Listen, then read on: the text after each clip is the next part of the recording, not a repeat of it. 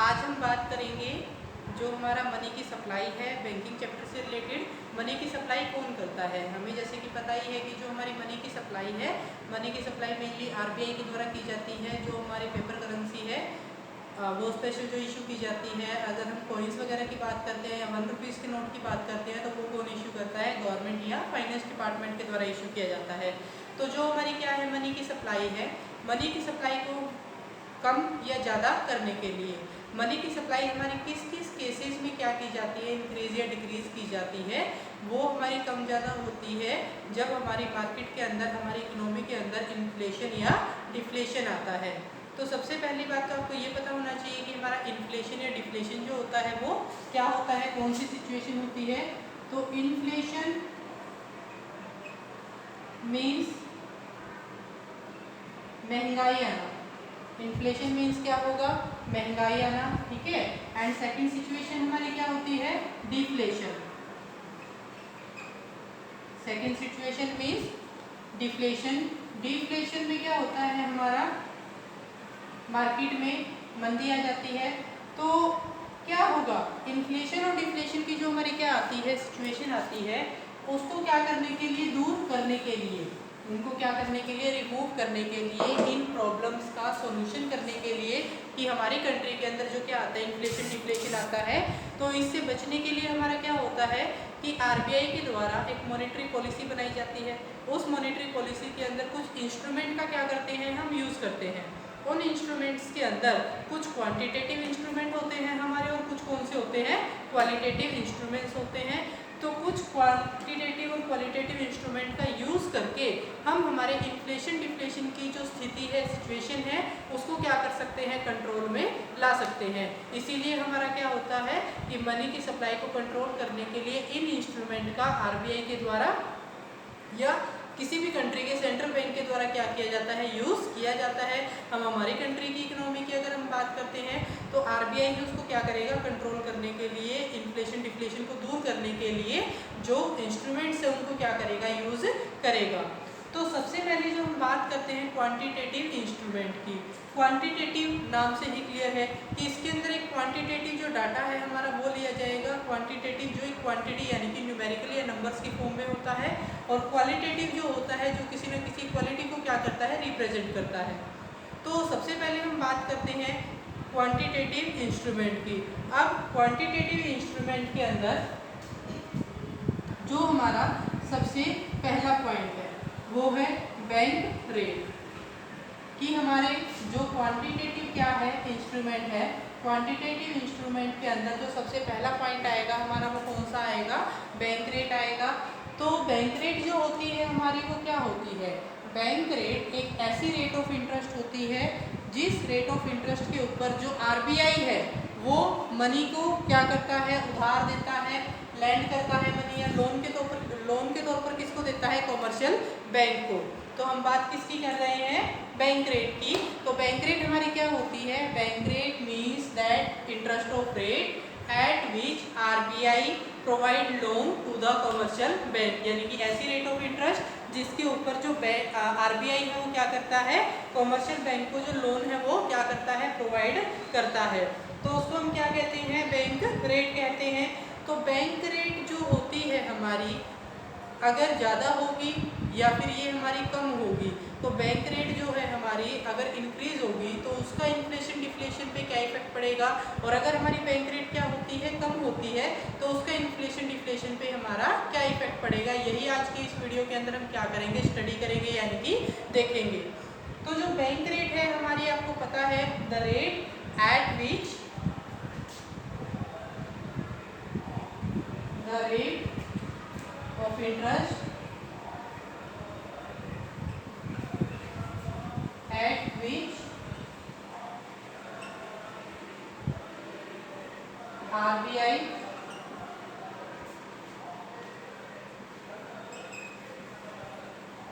lend money to commercial bank. ऐसी rate of interest जिसके ऊपर जो आरबीआई है वो पैसा क्या करता है, उधार देता है किसको देता है? कॉमर्शियल बैंक को। तो वो क्या कहलाएगी? हमारी बैंक रेट कहलाएगी। तो अब हम बात करते हैं कि जो हमारी बैंक रेट है उसका क्या इफेक्ट पड़ेगा हमारे इन्फ्लेशन या डिफ्लेशन की सिचुएशन के ऊपर। देखिए, अगर हमारा इन्फ्लेशन है मार्केट में इन्फ्लेशन है, इन्फ्लेशन की अगर हमारी स्थिति होगी तो इसका मतलब ये है महंगाई ज़्यादा है। और इन्फ्लेशन हमारा कब आता है? जब हमारी डिमांड का लेवल क्या होता है? बहुत ही ज़्यादा होता है। जब लोग बहुत ज़्यादा डिमांड कर रहे होते हैं तो उस केस में ज़्यादा प्रॉफिट कमाने के लिए जो हमारे कमोडिटी के प्राइस होते हैं उनको क्या कर दिया जाता है? इंक्रीज कर दिया जाता है, यानी कि बढ़ा दिया जाता है। तो उस महंगाई को हमें क्या करना है? रोकना है। महंगाई रुकेगी तो हमें डिमांड के लेवल को क्या करना पड़ेगा? कम करना पड़ेगा। डिमांड के लेवल को अगर हमें कम करना है तो इसका मतलब ये है कि जो लोगों के हाथों की परचेजिंग पावर है, जो लोगों के पास पैसा है, मनी है, जो उनकी परचेजिंग पावर है, उस परचेजिंग पावर को हम क्या कर दें? कम कर दें। अगर हम कम कर देंगे तो ऑटोमेटिकली जो इन्फ्लेशन है वो हमारा क्या हो जाएगा? कम हो जाएगा, रिड्यूस हो जाएगा। तो परचेजिंग पावर को कम करने के लिए मार्केट में मनी की सप्लाई हमें क्या करनी पड़ेगी? कम करनी पड़ेगी। मनी की सप्लाई हमारी जितनी ज़्यादा कम होगी उतना ही लोगों के हाथों में क्या जाएगा? पैसा कम जाएगा, जिसके कारण उनकी जो परचेजिंग पावर है वो क्या हो जाएगी? डिक्रीज हो जाएगी, यानी कि रिड्यूस हो जाएगी।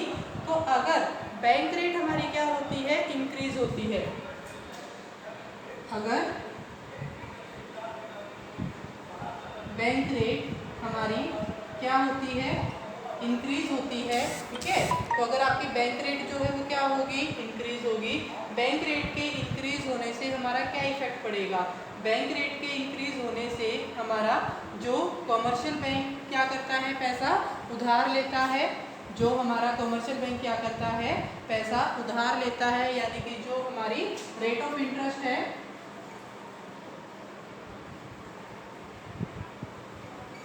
इंक्रीज इन रेट ऑफ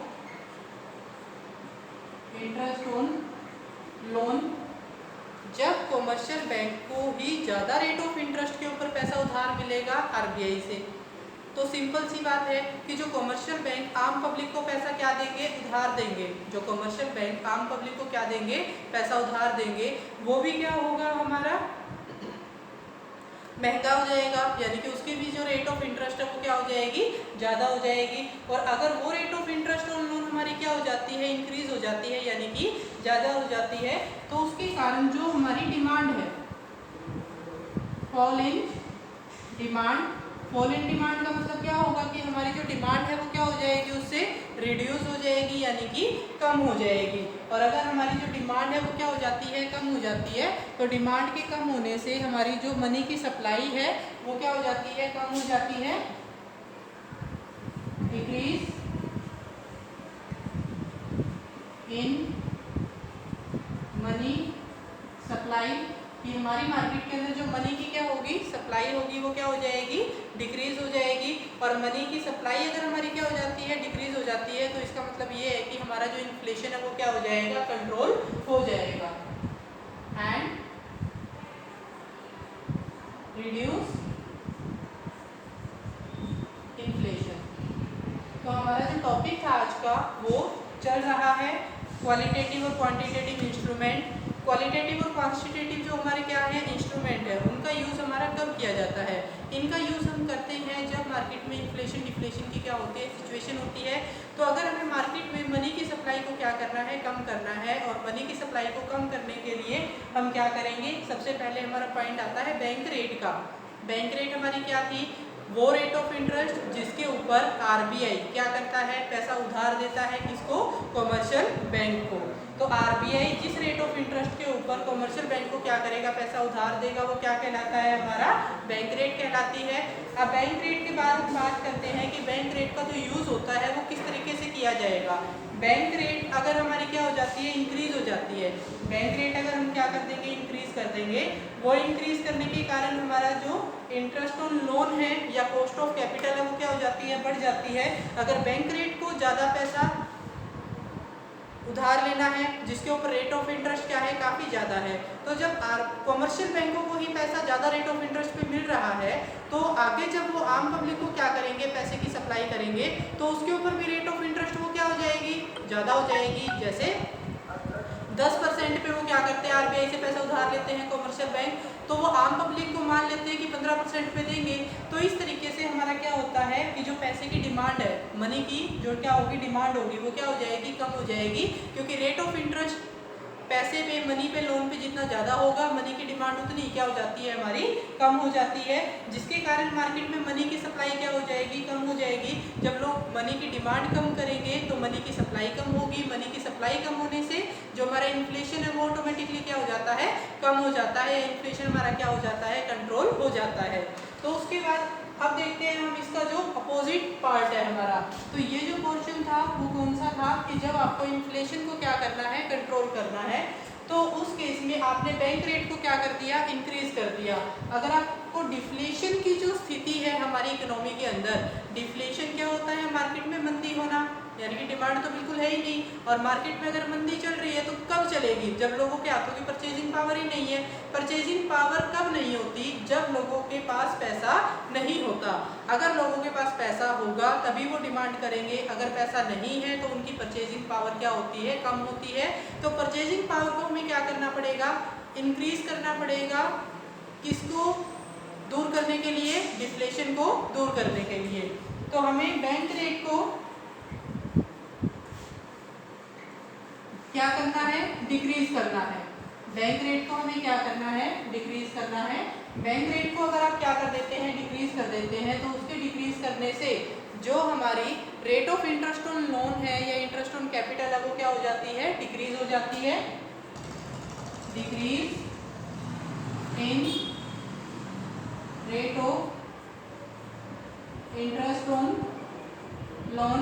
और अगर हमारे कमर्शियल बैंक को ही पैसा जो है आरबीआई से वो सस्ता कम रेट के ऊपर मिलेगा, तो जो आरबीआई है वो क्या करेगी, कम रेट ऑफ इंटरेस्ट पे पैसा कमर्शियल बैंकों को देगी।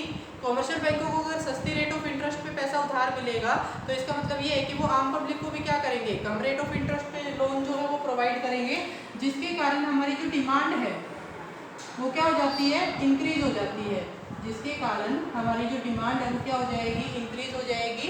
डिमांड के इंक्रीज होने के कारण जो हमारी मनी की सप्लाई है वो क्या हो जाती है, मार्केट में हमारी कंट्री की इकोनॉमी के अंदर इंक्रीज हो जाती है। तो इंक्रीज इन मनी सप्लाई, तो मनी की जो हमारी क्या है सप्लाई है वो क्या हो गई, इंक्रीज हो गई, जिसके कारण आपका जो डिफ्लेशन है वो क्या हो जाता है, कंट्रोल हो जाता है।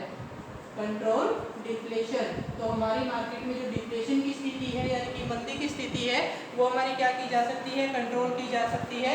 किसको यूज करके, बैंक रेट को यूज करके। बैंक रेट हमारा सबसे पहला क्वांटिटेटिव इंस्ट्रूमेंट है। It is used to control the inflation and deflation situation in the bank rate. Bank rate is that rate of interest at which the RBI lend money, RBI provide money to commercial bank. It means commercial bank जिस rate of interest के ऊपर RBI से पैसा उधार लेंगे वो क्या कहलाता है, बैंक रेट कहलाता है। और बैंक रेट अगर हमारी बढ़ेगी, बैंक रेट जितनी ज़्यादा बढ़ेगी हमारी इंटरेस्ट ऑन लोन उतना ही क्या होगा, ज़्यादा बढ़ जाएगा। और इंटरेस्ट ऑन लोन बढ़ेगा तो हम उसकी कम डिमांड करेंगे क्योंकि लोन लेना महंगा हो जाएगा, और लोन लेना अगर महंगा होगा तो पैसे की डिमांड आप कम करोगे, पैसे की डिमांड कम करोगे तो हमारी कंट्री की इकोनॉमी के अंदर लोगों के हाथों में पैसा क्या जाएगा, कम जाएगा। और अगर लोगों के हाथों में पैसा कम जाएगा तो उनकी परचेजिंग पावर क्या हो जाएगी, कम हो जाएगी, जिसके कारण हमारा जो इन्फ्लेशन है वो क्या होता है, कम हो जाता है। उसके बाद बैंक रेट को अगर आप क्या करते हो, डिक्रीज करते हो। जब आप बैंक रेट को क्या करोगे, कम करोगे, तो लोन लेना क्या हो जाता है, सस्ता हो जाता है। और लोन लेना अगर आपके लिए सस्ता है तो लोग ज़्यादा पैसे की क्या करेंगे, डिमांड करेंगे। ज़्यादा पैसे की डिमांड करने से उनके हाथों में मनी की सप्लाई क्या हो जाएगी, इंक्रीज हो जाएगी। मनी की सप्लाई इंक्रीज होने के कारण जो उनकी परचेजिंग पावर है वो क्या हो जाती है, बढ़ जाती है, जो हमारी डिफ्लेशन की स्थिति में, डिफ्लेशन की स्थिति को दूर करने के लिए हमारी क्या होती है, फायदेमंद होती है। तो इस तरीके से बैंक रेट का हमारा यूज होता है इन्फ्लेशन डिफ्लेशन की स्थिति को क्या करने के लिए, कंट्रोल करने के लिए।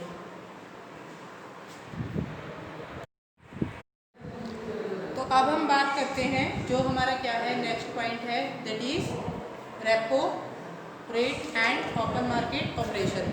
तो सबसे पहले हमने क्या पढ़ा था, यहाँ पे बैंक रेट पढ़ा था। बैंक रेट के बाद हमारा जो सबसे सेकंड पॉइंट आता है वो है ओपन मार्केट ऑपरेशन का।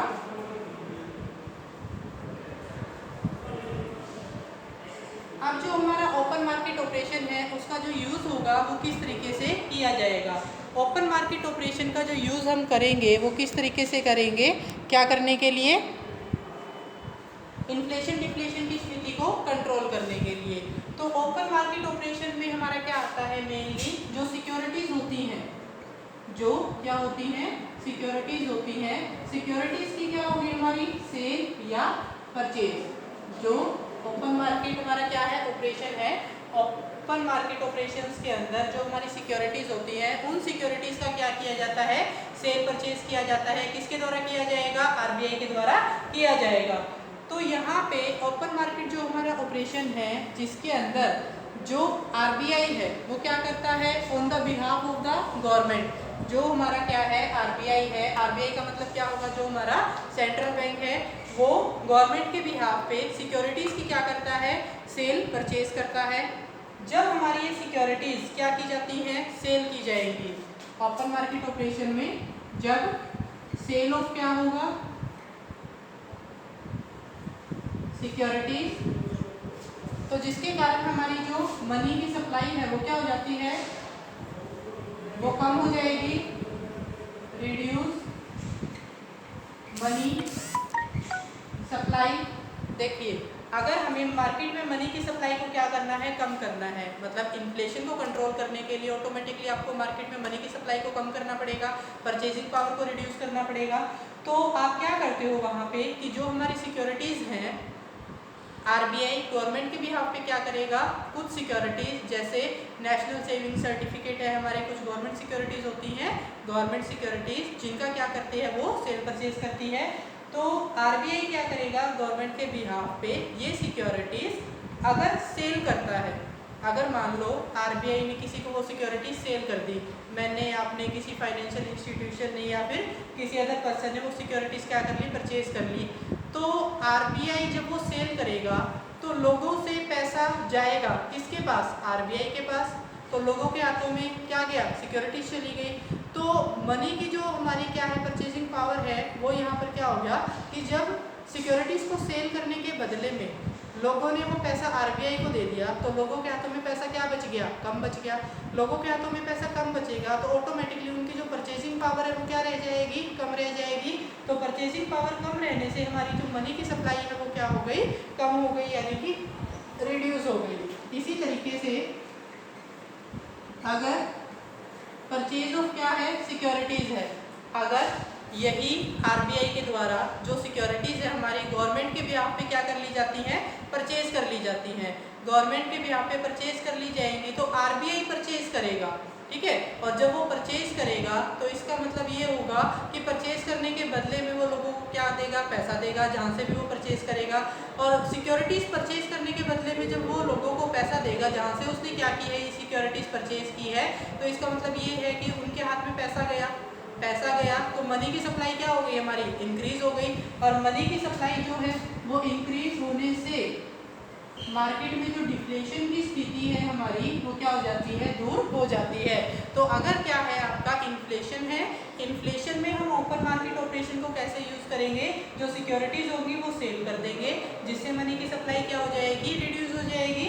और डिफ्लेशन है, डिफ्लेशन यानी कि मार्केट में मंदी है तो इसका मतलब ये है कि डिमांड बढ़ानी है, डिमांड बढ़ाने के लिए लोगों के हाथों में पैसे की सप्लाई ज़्यादा करनी पड़ेगी जिसके लिए आपको परचेज करना पड़ेगा इसको, सिक्योरिटीज को। हम बात करते हैं जो हमारा नेक्स्ट पॉइंट है, रेपो रेट। जो हमारी क्या होती है, रेपो रेट होती है, it is also a rate which is use to control the inflation and deflation situation in the money supply of an economy. तो जो हमारी रेपो रेट है, रेपो रेट को आप क्या बोलते हो, रीपरचेज रेट भी बोलते हो। रेपो रेट को क्या बोला जाता है, रीपरचेज रेट भी बोला जाता है। हमने क्वांटिटेटिव इंस्ट्रूमेंट में जो सेकंड पॉइंट पढ़ा था जो था हमारा open market operation. Open market operation के अंदर दो टाइप होती है हमारी, एक होता है हमारा आउटराइट और एक होता है हमारे यहाँ पे क्या, रेपो। तो जो हमारा आउटराइट था, आउटराइट के अंदर हमारा क्या था कि जो भी सेल परचेज की हमारी सिक्योरिटीज की ट्रांजैक्शन है वो उसी टाइम पे हमारी कंप्लीट कर दी जाती हैं, जैसा कि हमने किसके अंदर किया था, जो ओपन मार्केट ऑपरेशन के अंदर पढ़ा था। और रेपो के अंदर क्या होता है, एक एग्रीमेंट होता है जो अब कर लिया जाता है सेल और परचेज करने के लिए, बट उसका यूज क्या होता है, फ्यूचर में होता है। यानी कि एक प्री डिटरमाइंड क्या होती है, हमारी डेट होती है, जो हमारा मनी है वो डिसाइड होती है, एक्सचेंज रेट डिसाइड होती है सिक्योरिटीज़ के लिए, जिसके अंदर टाइम, रेट, सभी चीज़ें डिसाइड होंगी उस एग्रीमेंट के अंदर, जिस एग्रीमेंट का यूज़ हमारा क्या होगा, फ्यूचर में किया जाएगा सिक्योरिटीज़ को क्या करने के लिए, सेल परचेज करने के लिए। तो रेपो जो है हमारा वो रेपो रेट से ही क्या करता है, रिलेट करता है। तो जो रेपो रेट होती है हमारी वो कौन सी रेट है, repo rate means the rate at which the RBI offer short period loan to the commercial bank। जो रेपो रेट है हमारी, the rate at which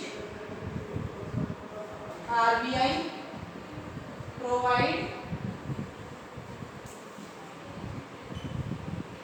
short term loan to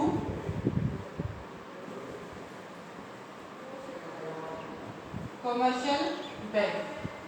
तो जो रेपो रेट है हमारी, इसके अंदर क्या होता है, शॉर्ट टर्म के जो लोन है हमारे, शॉर्ट टर्म का मतलब ये होगा कि जो 1 पीरियड के लिए हमारे क्या होते हैं, लोन होते हैं, पैसा उधार दिया जाता है, जिस रेट ऑफ इंटरेस्ट के ऊपर दिया जाएगा वो हमारी क्या कहलाती है, जो रेपो रेट है वो कहलाती है।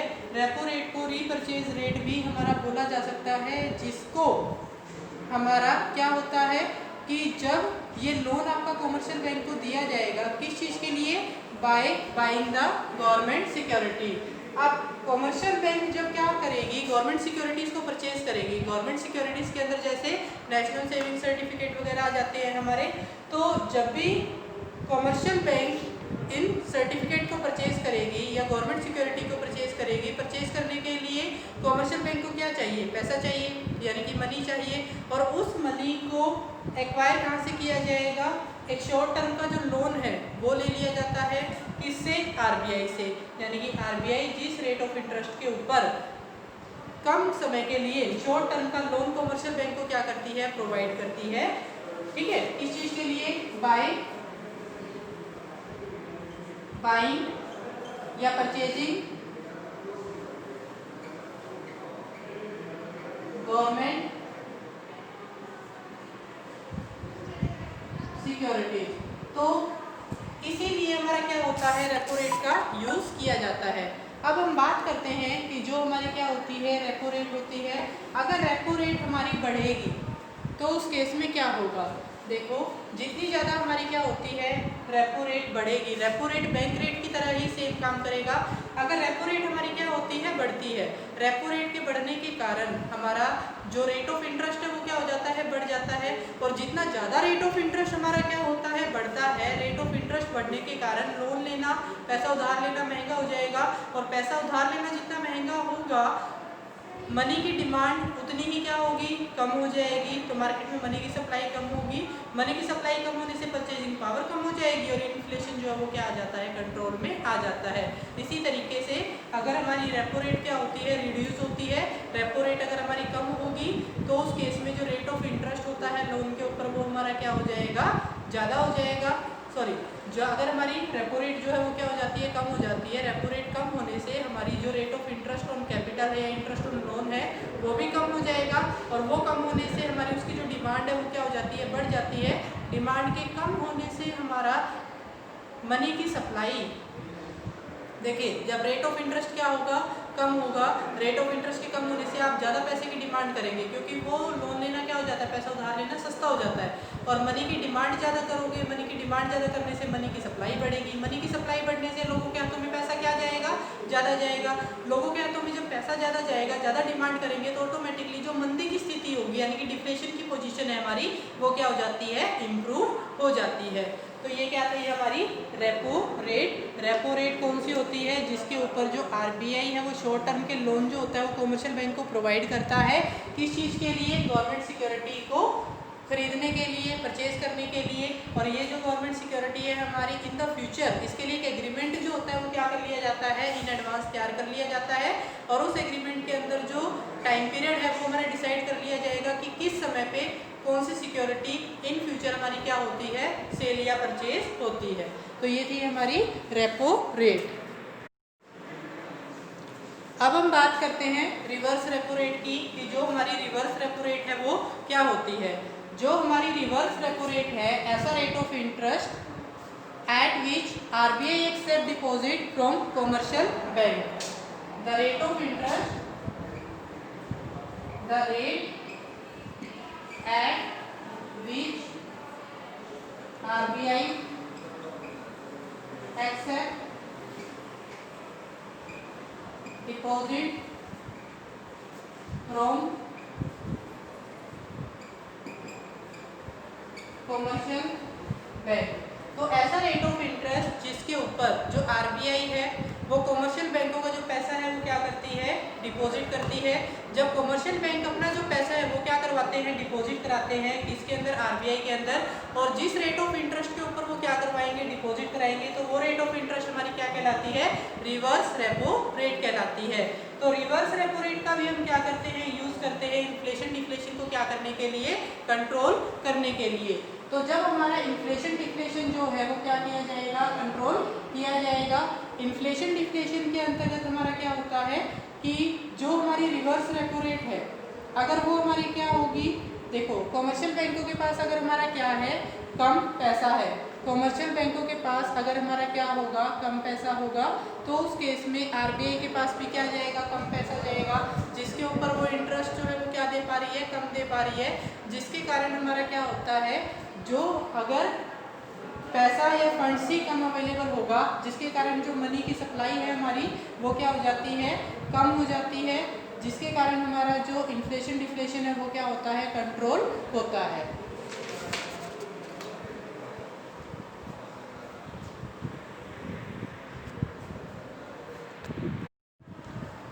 तो अगर रिवर्स रेपो रेट हमारी क्या है, कम है, रिवर्स रेपो रेट अगर हमारी क्या है, कम है, यानी कि लेस है, तो उस केस में क्या होगा, रिवर्स रेपो रेट हमारी कम होने से क्या होगा, अगर मेरे पास पैसा है, ठीक है, और मैं किसी को उधार देती हूँ, सॉरी मैं किसी के पास जमा करवाती हूँ और मुझे वहाँ से कम क्या मिलेगा, रेट ऑफ इंटरेस्ट मिलेगा। अगर मुझे कम रेट ऑफ इंटरेस्ट मिल रहा है बहुत ही ज़्यादा, तो क्या मैं उस केस में वहाँ पे वो पैसा किसी को उधार दूंगी जब मुझे बहुत ही कम रेट ऑफ इंटरेस्ट मिलेगा। इसी तरीके से अगर कॉमर्शियल बैंकों को अपने फंड्स के ऊपर कम रेट ऑफ इंटरेस्ट मिल रहा है तो कॉमर्शियल बैंक जो है वो RBI के पास अपना पैसा डिपॉजिट नहीं कराएंगे। इससे तो अच्छा होगा, वो ये मानेंगे कि उस पैसे को वो क्या कर दें, मार्केट में सप्लाई कर दें, मार्केट में लोगों को उधार देने के लिए यूज़ कर लें, एज अ लोन प्रोवाइड करने के लिए यूज़ कर लें, जहाँ से वो रेट ऑफ इंटरेस्ट कर पाएंगे। तो जिसके कारण मनी की सप्लाई क्या हो जाती है, हमारी कम हो जाती है। अगर ऐसा होगा तो फंड्स मोर अवेलेबल, जो फंड्स होंगे हमारे वो क्या होंगे, मोर अवेलेबल हो जाएंगे। ठीक है, जब हमारे फंड्स मोर अवेलेबल हो जाएंगे तो उस केस में जो हमारी मनी की सप्लाई है वो क्या हो जाएगी, बढ़ जाएगी। जो हमारी क्या है, मनी की सप्लाई है, मनी की सप्लाई हमारी क्या हो जाएगी, इंक्रीज हो जाएगी। और मनी की सप्लाई जब हमारी इंक्रीज होगी तो मार्केट में जो मंदी है वो दूर हो जाती है और हमारा जो डिफ्लेशन है वो क्या होगा, कंट्रोल में आता है। तो जो हमारा क्या है, डिफ्लेशन है वो क्या हो जाएगा, हमारा कंट्रोल हो जाएगा। इसी तरीके से अगर हम इसका अपोजिट लेके चलते हैं, रिवर्स रेपो रेट अगर हमारी क्या हो जाती है, इंक्रीज हो जाती है, जो रिवर्स रेपो रेट है हमारा, अगर रिवर्स रेपो रेट हमारा क्या हो जाता है, इंक्रीज हो जाता है, तो उस केस में जो फंड्स है वो कम अवेलेबल होंगे। फंड्स अगर कम अवेलेबल होंगे तो इसका मतलब ये है कि जो मनी की सप्लाई है वो हमारी क्या हो जाएगी, कम हो जाएगी। मनी की सप्लाई कम हो जाएगी तो इसका मतलब ये है कि जो इन्फ्लेशन है वो कम होगा। इन्फ्लेशन कम कैसे होगा? जब मनी की सप्लाई कम होगी और लोगों के हाथों में पैसा नहीं है परचेज करने के लिए। तो इस तरीके से आप रिवर्स रेपो रेट को क्या कर सकते हो? एज ए इंस्ट्रूमेंट यूज कर सकते हो मनी की सप्लाई को क्या करने के लिए? कंट्रोल करने के लिए। तो आज की इस वीडियो में हमने जो क्वांटिटेटिव इंस्ट्रूमेंट थे हमारे, जिसमें से हमने bank rate, open market operation, repo rate और रिवर्स रेपो रेट पढ़ा है। तो इससे नेक्स्ट वीडियो में हम क्या करेंगे, जो हमारी बाकी की इंस्ट्रूमेंट्स है क्वांटिटेटिव और क्वालिटेटिव, उनको डिस्कस करेंगे। तो आज की वीडियो में सिर्फ इतना ही। Thank you for watching this video. I hope you like this.